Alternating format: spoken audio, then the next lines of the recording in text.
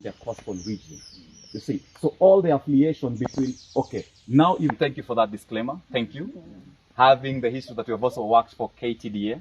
No, it's basically, yeah, working KTDA and then basically digging back. Sure, Yeah, knowledge is power. Knowledge is power. Amazing. And so that is part of the history. So Fairview was established in 1909 by a British lady called Evelyn Toy. She's the one that established this coffee plantation in 1909. So kindly remember the year 1909. Just like your birthday is important, 1909 is important to us. Because one of the questions I'm going to ask you in the course of the tour is directly related to 1909. But from 1978 till date, it is being owned by a Kenyan citizen, the first Kenyan resident ambassador to the United States of America, Mr. Oliver Leonard Kibinge. He is still alive. He turned 90 years old last month, and the wife turned 80. So estates are either owned by one individual or by one family. 60% of our production, we supply it overseas. We only take 20% through the auctioning under our brand name, Fairview, unlike other coffee farms. Many of our coffee trees are 100 years old plus. Majority of good students. Yeah?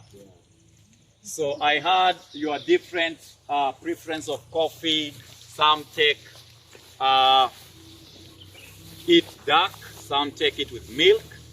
And my slogan for all my tours is Beyond Coffee Tour. Having in mind that all of you are older than me, I have a lot to learn from you. And you also have a lot to learn from me. Because I always believe when you give yourself into knowledge, it is going to, it doesn't matter how old you are. Because I may be young, and just like she is a bookwormer, I also do a lot of studies, yeah? Yeah, it is amazing being a bookwormer. And by the way, thank you. Thank you also for being bold. So my slogan for the tour is Beyond Coffee Tour. Okay. So in the course of the tour, I'm going to introduce purpose related to coffee history in the nations of the world. So how many of us, by a show of hands, they know their purposes in life? Oh, we just did that one in class. Oh, okay. And Strathmore having the roots of Christianity, is it true? Yes. Established in 1961? Yeah?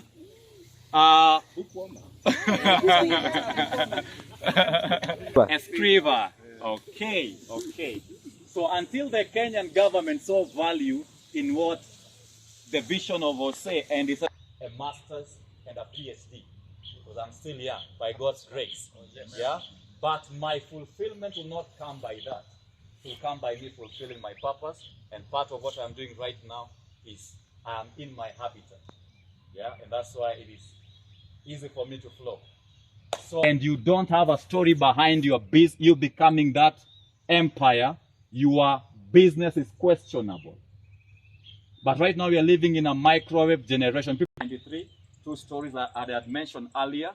A Scottish missionary, Joseph Patterson, came with coffee beans from Aden, Yemen. And I'll tell you why Yemen is very profound in the coffee history. Though coffee was not first discovered in Yemen. Yeah? Aden, Yemen, came and planted them at the slopes at Kibwezi, 200 kilometers. Coffee Arabica and coffee Robusta. Coffee Arabica does well in highlands. Robusta does well in lowlands. So coffee Arabica, in our plantation, we plant purely coffee Arabica because of the elevation. Arabica does well between 1,500 to 2,500 meters above sea level. At Fairview, we are at 1,750 meters above sea level, an ideal altitude for plantation of coffee Arabica. Coffee Arabica also does well in a well-shaded environment. In the course of the tour, you are going to notice we have a lot of trees within our plantation. Why? Coffee Arabica needs to be well-shaded for them to produce. Coffee Arabica also does well on altitude, on a temperature between 15 to 24 degrees Celsius. And also we need rainfall between 1,000 to 2,000 millimeters of rainfall annually. And what we have here is the red volcanic soil, ideal for coffee plantation. So all of us are fond of Mount Kenya. Mount Kenya before used to be a volcanic mountain. Yeah. So during the eruption, the lava will flow to this region. Kiambu is one of the Kenyan highlands. Yeah. An ideal place for plantation of coffee Arabica. 80% of the coffee consumed globally, as one of us said that he likes Arabica because it is fruity. It is true. 80% of coffee consumed globally is purely coffee Arabica. Why coffee Arabica? Coffee Arabica is sweet and smooth. Robusta is bold and bitter. Do we also have Robusta plantations in Kenya? Yes, we do. Majorly in the western region. They're also trying to introduce it in the coast because of the altitude. They do well between 1,500 to 0 meters above sea level. So that is part of why most people prefer coffee Arabica compared to coffee Robusta. But right now also people are trying to do a blend of coffee Arabica and coffee Robusta, just to experiment how they are going to be in terms of the cup. The estate, the estate is 44 hectares, roughly 100 acre under coffee plantation. We have up to 78,000 coffee trees, 78,000 individual coffee trees. Yeah, so 44 hectares are roughly 100 acres. 77,000? Up to 78,000, yes. Then Yes. on the actual tree, I ask this because this is not how we grow coffee in Uganda. Oh, okay. I see that you, when the first plant, you leave the same rooted plant, produce a new one. Okay, yeah. This is the gold standard, or this is just for here? Okay, I would say, even before I answer that, in Kenya we have 5 types of coffee Arabica which are planted. So after the British established the coffee plantation economies, they came up with what they call Scott Agricultural Laboratories. The essence of having these laboratories was to give advice to coffee farmers on what type of coffee Arabica to plant in their different plantations depending on the elevations and also the drought and everything. So in Kenya we have 5 types of coffee Arabica. We have the SL28. The S for Scott, L for laboratories. The 28 is just like a code name, just like we have iPhone 10, iPhone 11, code name. So we have SL28, we have SL34, we have the K7, we have the Batian, and we have the Ruiru 11. So majority of our coffee trees are the SL28. Why the SL28? The SL28 was developed in Tanganyika, the current Tanzania, as a drought-resistant type of coffee Arabica. So when you go to the next block, I'm going to, hello sir, I'm going to answer you and to give you the reason why we have most of our stocks above the soil. It is a different type of coffee Arabica, and I'm going to tell you the reason, part of why we have only 2 stalks within a stem. Is that okay? It's okay. So I was taking notes. Yeah. Oh, okay. It is well. I understand. SL28. Yes, SL28. Yes, sir. It's okay. Oh. Yeah. This one. Yes. Yeah. That's a berry. That is a berry. Yes. When it is green. The cherry. Yes. Not really. So when it's red. You harvest it. Very unfortunate. Very unfortunate. And that is part of the reason why, as Fairview Estate, just as you said, knowledge is power. I always tell people when you are ignorant of something, you end up paying more because of your ignorance. Yeah? Imagine if you are visited by somebody from Europe or America and they ask you, how do you harvest your coffee? And you tell them we harvest it black because you are ignorant of truth. Then they come and see the process. What will they think of you? Blissful. You can get 1, you can get 2. Okay. Yeah, if you get 1, you are lucky. and the coffee trees that we have there. And share at least 5 distinctive features you are able to see. Dark leaves. Dark leaves, okay. Yeah, those are a bit. One. This one is from the ground. It's From the coming, ground. and that one is your. Okay. A lot of leaves on this side. A lot of leaves. Even the stems. The berries are different colors. Okay, okay, okay. 4. Yeah. Leaves. Any other difference? Remaining 2. That one is older than this one. Oh, nice observation. Older than this one. Okay. Gen Z. Generation Gen Z. Okay, okay. They are close. Thank you. Yeah. They are close together. Close together. So, do you think they are the same coffee tree? No. How many are for no? Yeah. Okay. How many are for they are the same? How many? Don't know. Which direction? How many are for 50-50? That's what for we don't know. Okay. One species coffee Arabica in Kenya, 5. Yeah. So in this plantation, we only plant 2 of the 5. The SL SL28. Yeah. and the SL20. The other one was? So we have the SL28, Yeah. SL34. We have the Batian. We have the K7, and we have the Ruiru 11. Ruiru is a place in Kenya. Yeah. So that is where we have the Coffee Research Institute. So now I can introduce you to this tree. You can come closer. L28. And majority of our coffee trees which were planted here were the SL28.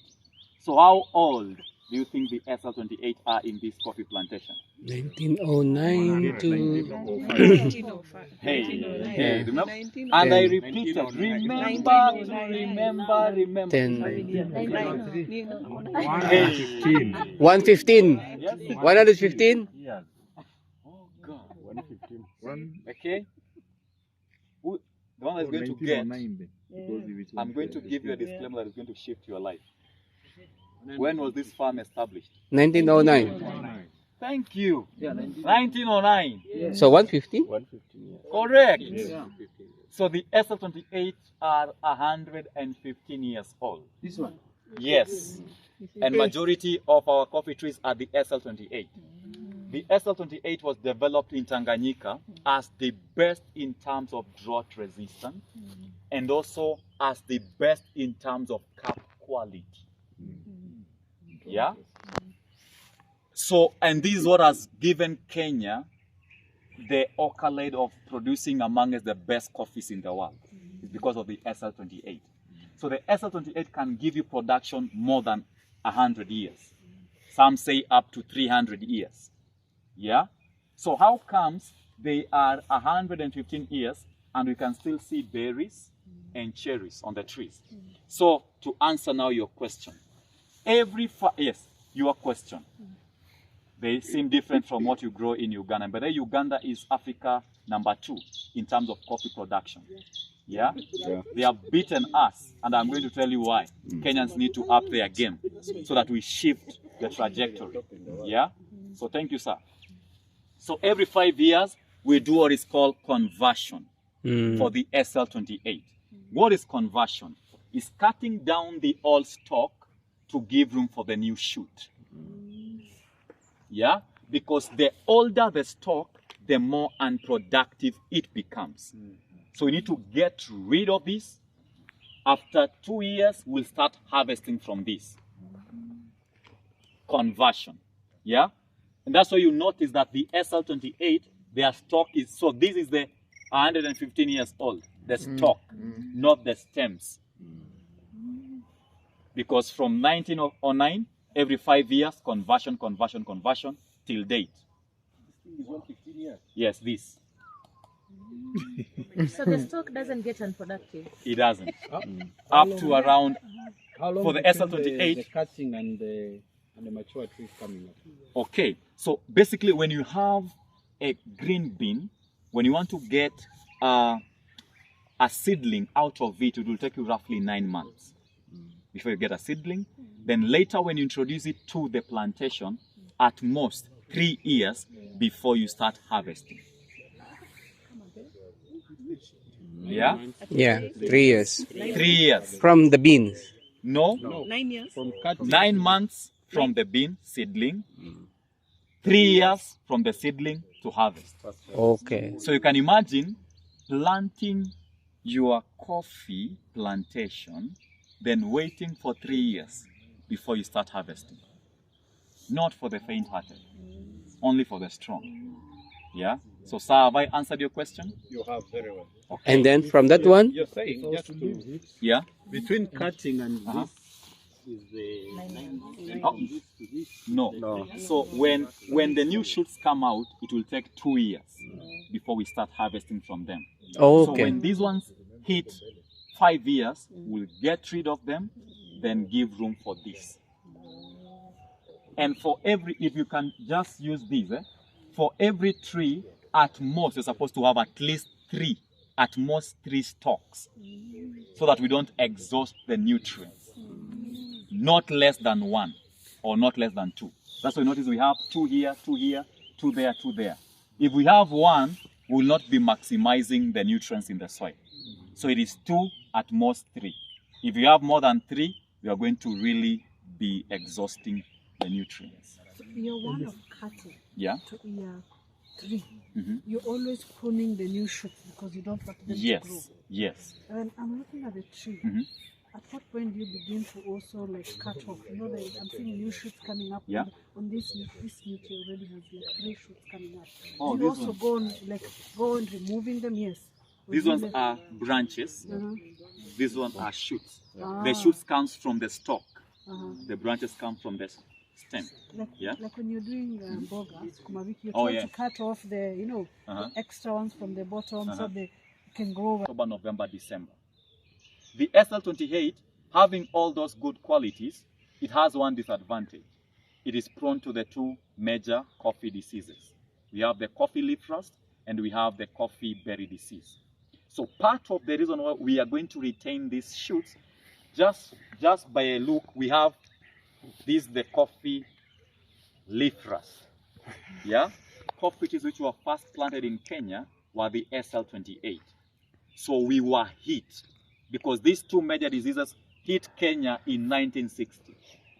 And because majority of the trees were the SL28, we had a drop in terms of production, which prompted the CRI to come up to develop a breed of coffee tree that is the best still in terms of quantity, but also disease resistance. And now, CRI? Coffee Research Institute, yeah, in Ruiru. And that's why now we have the other type. No, the Ruiru 11.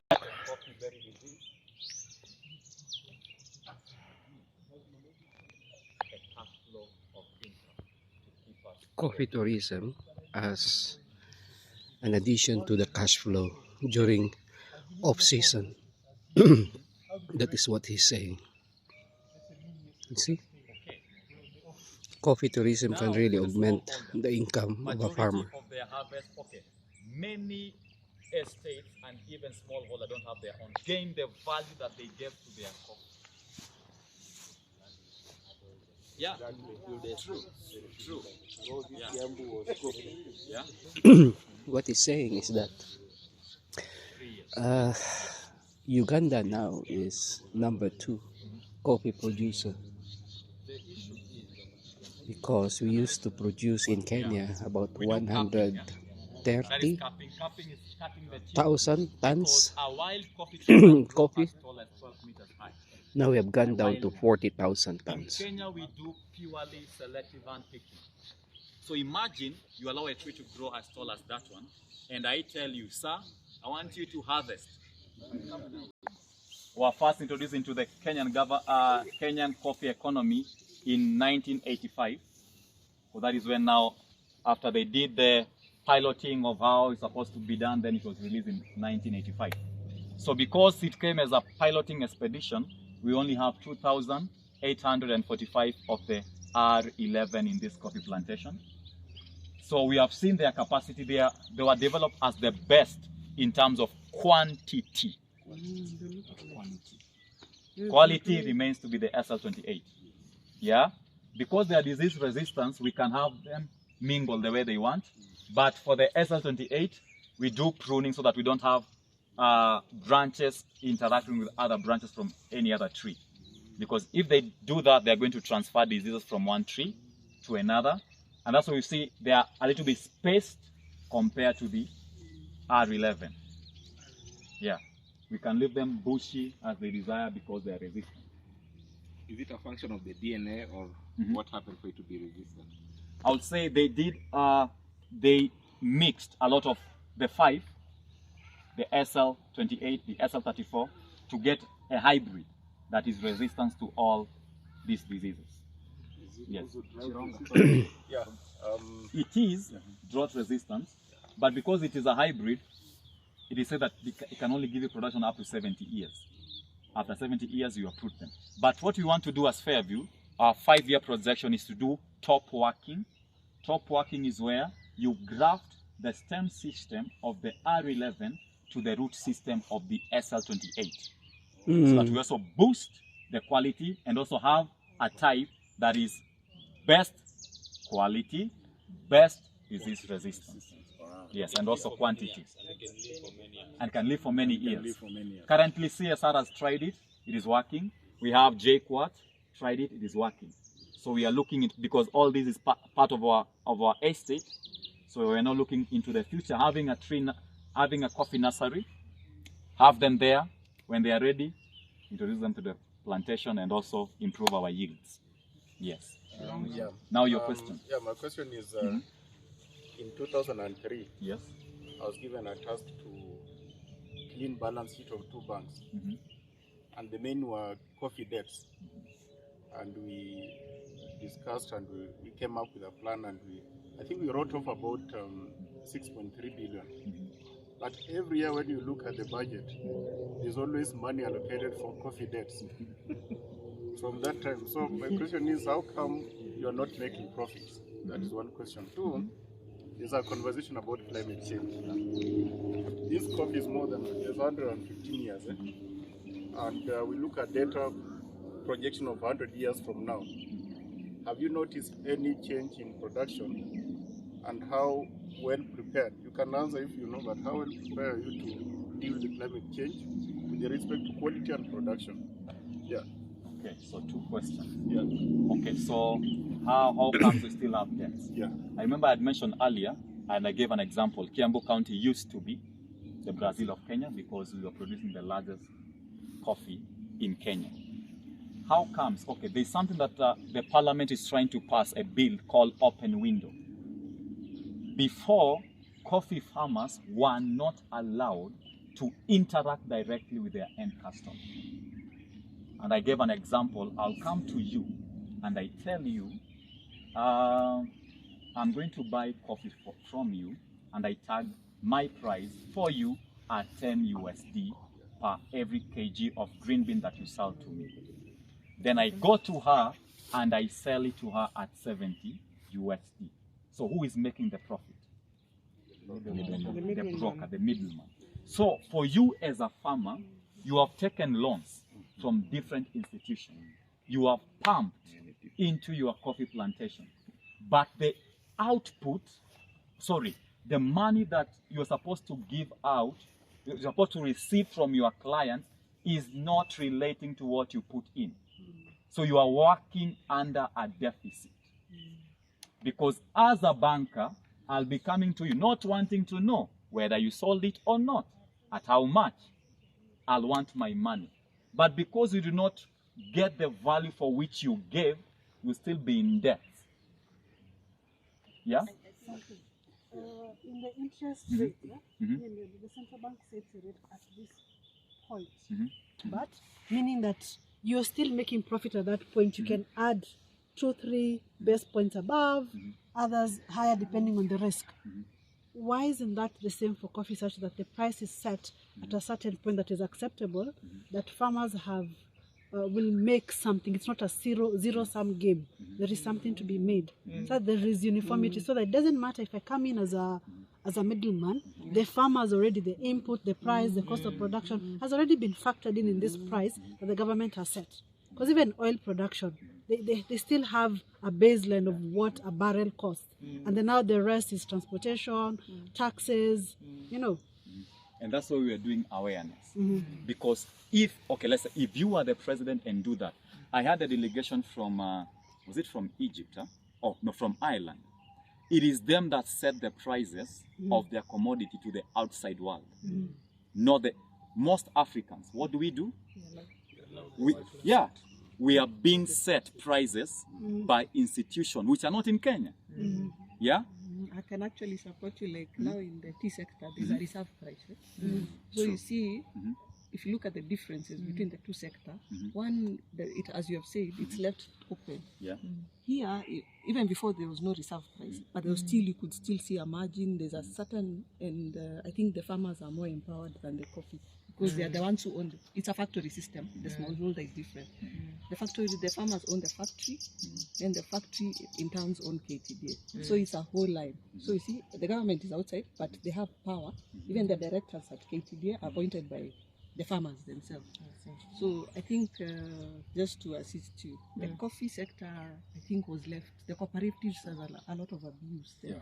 There is no, I think the farmer, my opinion, is abused and doesn't have power to say. So even if they take a loan, if somebody else is setting the price, then they are not able to meet the margin. And here the other side, the factory has a specific, make sure that 75% is paid out to the farmer, regardless. So they will fight to minimize costs.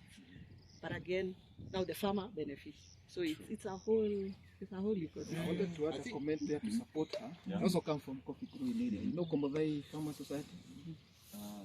Which county? It's Kiambu. 20 kilometers from here. Okay.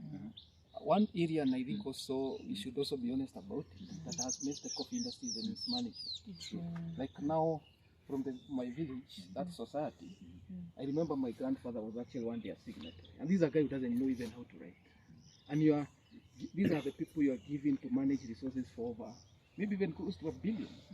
So that has been, and that's why you find also we are struggling to pay debts. Like when I was checking our books, I realized they have now debts of over, I think, 1.2 billion, that society. But these are debts that were taken by people to go and buy their own cars. So they were withdrawing cash that is not actually going through the system.